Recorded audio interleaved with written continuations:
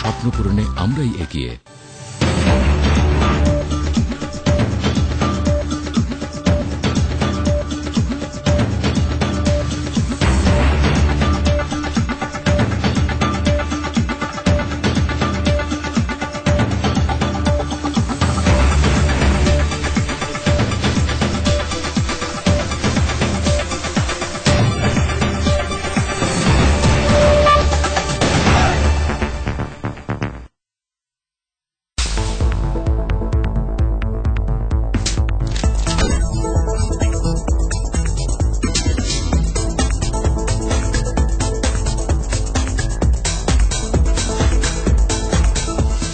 ঘটে যাওয়া অপরাধ আর তার পেছনের খবর নিয়ে সময়ের বিশেষ আয়োজন অপরাধ সূত্রে স্বাগত জানাচ্ছি আমি ওমর ফারুক।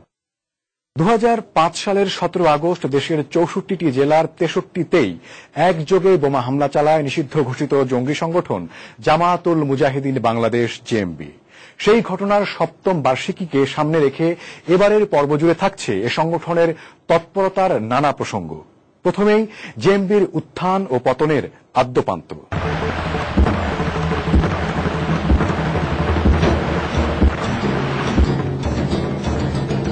2রা মার্চ 2006 সূর্য দিঘলবাড়ি, পূর্ব শামলাবাদ, সিলেট।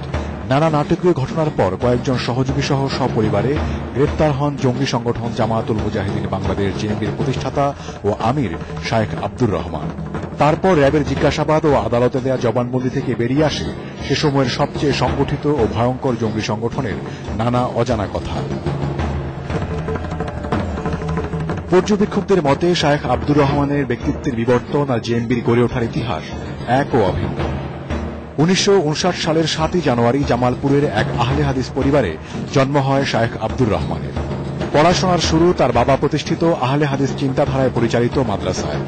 আহলে হাদিস বা সালাফি এমন এক মতাদর্শ যা শরীয়তের ব্যাখ্যার ক্ষেত্রে 4 মাযহাবের ইমামদের ভাষ্যের উপর আস্থা রাখে না, বরং তারা সরাসরি কোরআন ও হাদিস থেকে নির্দেশনা গ্রহণে বিশ্বাসী।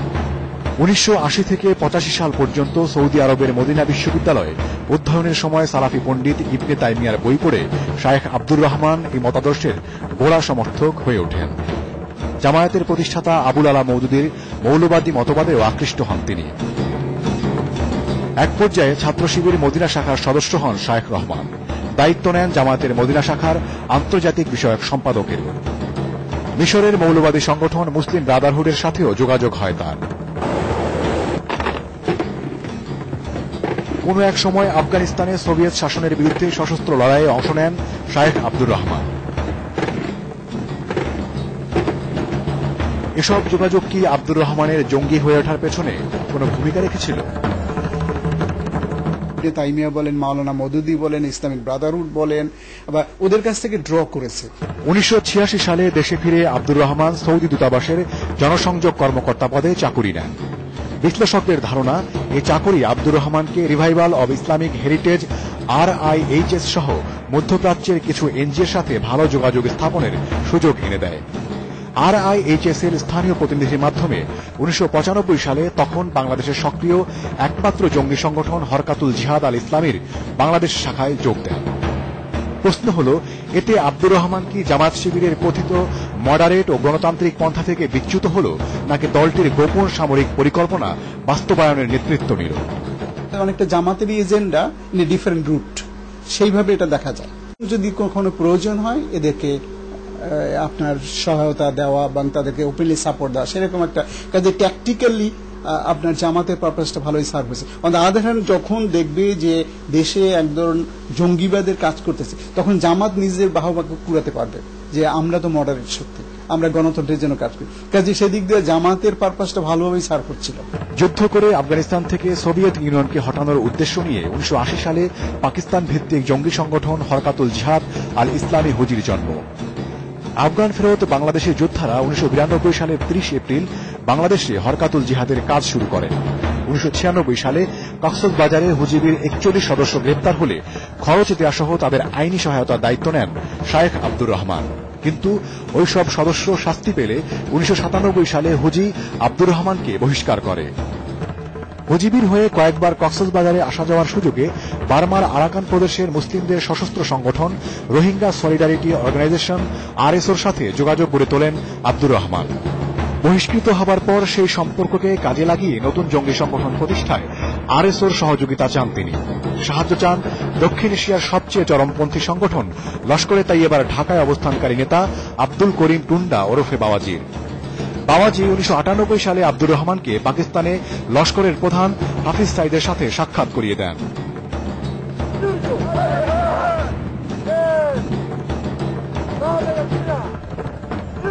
পাকিস্তানের মুজাফফরাবাদে অস্ত্র বিস্ফোরক জঙ্গি সংগঠন প্রতিষ্ঠার কলাকৌশল শিখে সে বছরই দেশে ফিরে আসেন শায়েখ আব্দুর রহমান।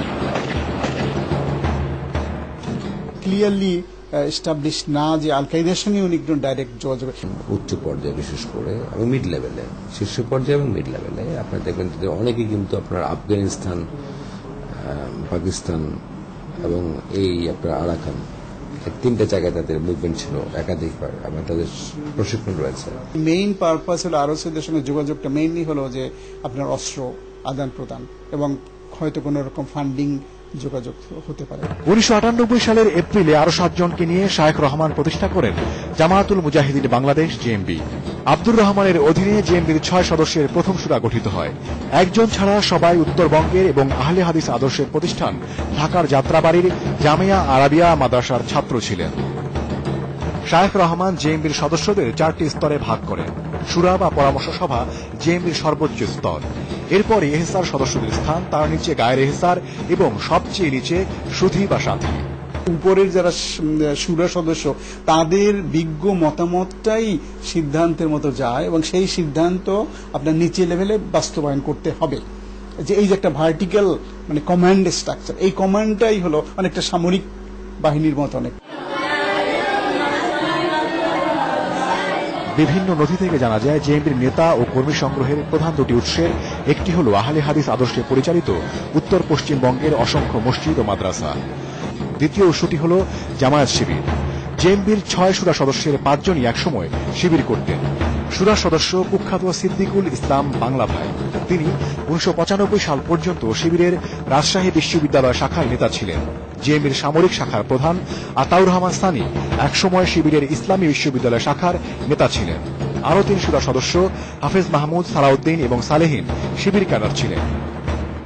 এটা দুই দিকে আছে, কিন্তু এইখান থেকে এই দলের সম্পৃক্ত ছিল সরাসরি মানে অ্যাক্টিভ মেম্বার ছিল, ওখান থেকে বের হয়ে এসে নিষিদ্ধ সংগঠন করছে, আবার নিষিদ্ধ সংগঠনের যখন নিষিদ্ধ হয়ে যাচ্ছে, চাপা পড়ে যাচ্ছে, তখন বেরিয়ে যাওয়া।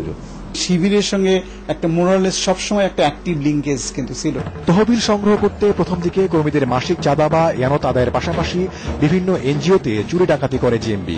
পরে অস্ত্র ও মাদক চোরাচালান এবং জাল নোট বাণিজ্য, দেশি বিদেশি বিভিন্ন এনজিও এবং ব্যক্তি থেকেও তহবিল সংগ্রহ করে জেএমবি। একদম লোকাল কালেকশন, চাঁদা কালেকশন থেকে শুরু করে ডাকাতি করা, আপনার লুট করা, বিশেষ করে তারা এনজিও অফিসগুলোকে তারা প্রায়োরিটি দিত যে এদের কাছে ডাকাতি করলে কোনো ক্ষতি নাই, বিকজ আর আনইসলামিক। আমরা একাডেমিক লক্ষ্য করেছি যে জঙ্গিরা অনেক ক্ষেত্রে এই জাল টাকাকে নিজেদের সাংগঠনিক কাঠামোতে প্রতারণামূলক করে মানুষের করে টাকার ব্যবহার করেছে। আবার আমরা এটাও লক্ষ্য করেছি যে আপনার মাদকের একটা মানে মুনাফার একটা বিরাট অংশ কিন্তু জঙ্গিরা ব্যবহার করে।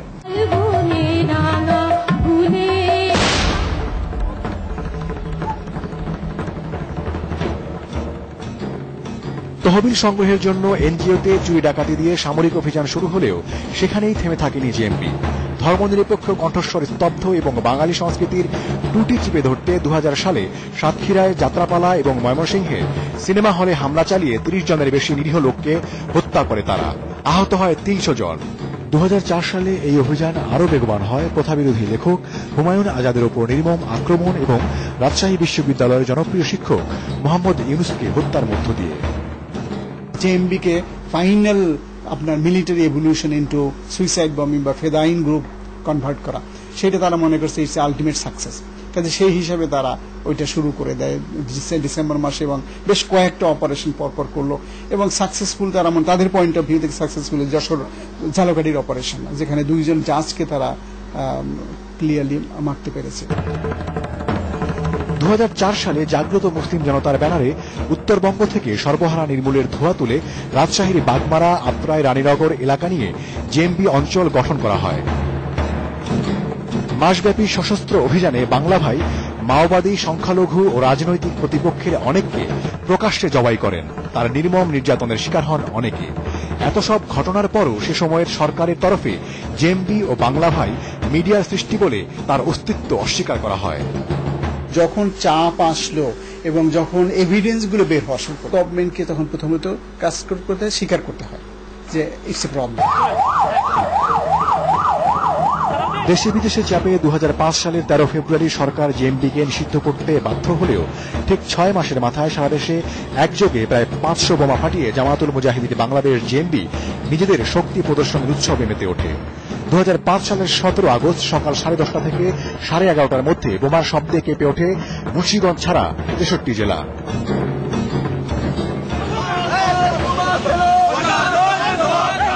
হামলায় প্রধানত আদালত ও অন্যান্য প্রতীকী স্থাপনা প্রাধান্য পায়।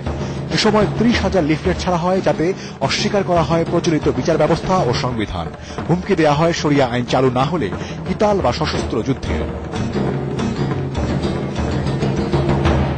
সরকারের পৃষ্ঠপোষকতা আছে কি নাই জঙ্গিবাদের বিষয়ে, সেটা কিন্তু একটা বিরাট ফ্যাক্টর। সবসময় বলি আপনাকে, রাষ্ট্র কি চায়? রাষ্ট্র কি চায় যে আমার দেশের জঙ্গিবাদের উত্থান হোক, বা আমার দেশের জঙ্গির আপনার প্রশিক্ষণ হতে থাকুক, বিভিন্ন জনসংখ্যা কাজ করতে থাকুক ওপেনলি? সেটা যদি হয় তাহলে কিন্তু জিনিসটা একরকম হবে। তাহলে কিন্তু আপনার অনেক কিছুই হয়তো আপনার চোখে পড়েও পড়বে না। 17ই আগস্টকে এইভাবে দেখা যায় ইটস এ কাইন্ড অফ আপনার ওপেন রিহার্সাল। র্যাবের দেয়া তথ্য অনুযায়ী 2000 সালের প্রথম দিক থেকে 2008 সালের 23শে ডিসেম্বর পর্যন্ত জেএমবির 35টি হামলা ও নাশকতার ঘটনায় প্রথাবিরোধী লেখক হুমায়ুন আজাদ, অধ্যাপক ইউনুস সহ 71 জন নিহত হয়েছেন, আহত হয়েছেন 582 জন। এসব ঘটনায় 1532 জনকে আসামি করে 340টি মামলা হয়েছে। এর মধ্যে র্যাব ও পুলিশ 1082 জন জেএমবি সদস্যকে গ্রেপ্তার করে। 143টি মামলা বিচার শেষে 34 জনের ফাঁসির আদেশ, 132 জনের যাবজ্জীবন এবং 194 জনের বিভিন্ন মেয়াদে কারাদণ্ড হয়। ফাঁসির দণ্ড পাওয়া 34 জঙ্গির মধ্যে জেএমবির প্রতিষ্ঠাতা আমির শায়েক রহমান সহ 600 সদস্যের মৃত্যুদণ্ড কার্যকর হয় 2007 সালের মার্চে। বাকি 29 জনের মধ্যে 3 জন পলাতক আর 26 জেএমবি সদস্যের আপিল রায়ের অপেক্ষায়। শায়েক রহমানের মৃত্যুর পর জেএমবির দায়িত্ব পান জামায়াতের হবিগঞ্জ জেলা সাবেক আমির মাওলানা সাইদুর রহমান। র্যাব তাকে গ্রেফতার করলে নতুন আমিরের দায়িত্ব পান সোহেল মাহফুজ। র্যাব আরও বলছে জেএমবি এখন পুরো নিষ্ক্রিয়, তবে রাজনৈতিক ছাড় পেলে জেএমবি আবারও ঘুরে দাঁড়াতে পারে বলে আশঙ্কা এলিট ফোর্সটির। উদ্বিগ্ন বিষয় হল যেটা, যদি কোনো সময় আবার যে কোনো ধরনের পৃষ্ঠপোষকতা পায় রাষ্ট্রের পক্ষ থেকে অথবা যে কোনো ডাইরেক্ট সরাসরি যে কোনো পৃষ্ঠপোষকতা পায়, তাহলে কিন্তু তখন আবার মাথা খাড়া করে দাঁড়াতে সময় লাগবে না। জঙ্গিবাদ দমনকে টেকসই করতে একটি একক বাহিনী গড়ে তোলারও পরামর্শ নিরাপত্তা বিশ্লেষকের। সন্ত্রাসবাদ বিরোধী অপারেশন, এটার জন্য যে সহযোগিতা, কোঅর্ডিনেশন এবং কন্ট্রোল মেকানিজম দরকার আছে সব এজেন্সিগুলোর মধ্যে, সেইটা বোধহয় আরো রিইনফোর্স করা দরকার। যারা জড়িত সংশ্লিষ্ট তাদেরকে ডেডিকেটেড ওয়েতে রাখা দরকার আছে, কারণ কাউন্টার টেরোরিজম একটা কন্টিনিউয়াস অপারেশন। এটা এখন করলাম আবার কিছুদিন বিরতি দিলাম, সেটা বোধহয় ডিফিকাল্ট হবে। জেএমবি ভবিষ্যতে রাজনৈতিক অস্থিরতার সুযোগ নিতে পারে বলেও নিরাপত্তা বিশ্লেষকের আশঙ্কা। নীলফামারী, লালমনিরহাট ও রংপুরের দুর্গম চরগুলোতে শায়েখ রহমান সহ শীর্ষ জঙ্গিরা সশরীরে উপস্থিত থেকে সামরিক প্রশিক্ষণ দিতেন। বিরতির পর থাকছে ওই এলাকায় জেএমবির তৎপরতার বর্তমান চিত্র।